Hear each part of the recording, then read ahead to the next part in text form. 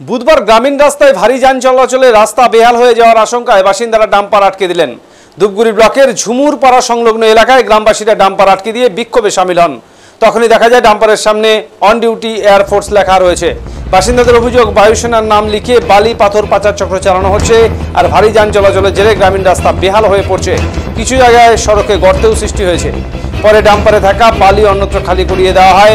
গ্রামবাসীদের ডাম্পার চালকরা বোঝাতেই তারা মেনে নেয় এবং এই দিনের জন্য ডাম্পারটি ছেড়ে দেওয়া হয়, কিন্তু পরবর্তীতে ভারী যানবাহন গ্রামীণ রাস্তা দিয়ে চলাচল করতে দেওয়া হবে না বলেও স্পষ্ট জানিয়ে দেওয়া হয়েছে। খবর পেয়ে ধূপগুড়ি থানার পুলিশ ঘটনাস্থলে পৌঁছায়।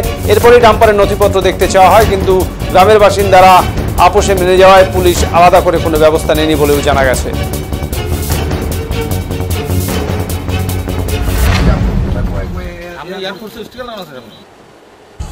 বিষয়টা হচ্ছে ওই ন্যাশনাল রোড থেকে এটা হচ্ছে গ্রামীণ রাস্তা।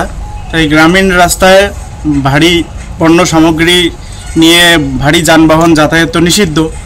হ্যাঁ, সরকার কর্তৃক এটা নির্দেশেই আছে। এখানে লক্ষ্য করছি ডাম্পার গাড়িগুলো এই এনএইচের কাজ হবে, তো তা কাজ হওয়ার পরিপ্রেক্ষিতে এখানে একটা ক্যাম্প তৈরি করেছে।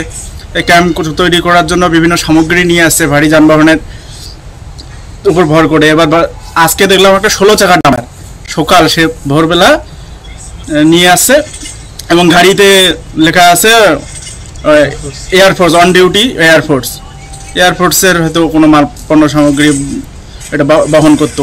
তাই সেখানে হেভি লোড দিয়ে এই রাস্তায় নিয়ে আসছিল। তা আমাদের দাবি যে গ্রামীণ রাস্তা, এই গ্রামীণ রাস্তায় এত ভারী যানবাহন পণ্য সামগ্রী নিয়ে যাতায়াত করলে রাস্তার ক্ষয়ক্ষতি হচ্ছে, ফেটে যাচ্ছে, সামনে রাস্তা ভেঙে গেছে। তাই আমরা গাড়িটাকে আটক করে প্রশাসনকে খবর দেই এবং এর যথাযথ তদন্ত সাপেক্ষে ব্যবস্থা নিতে বলি।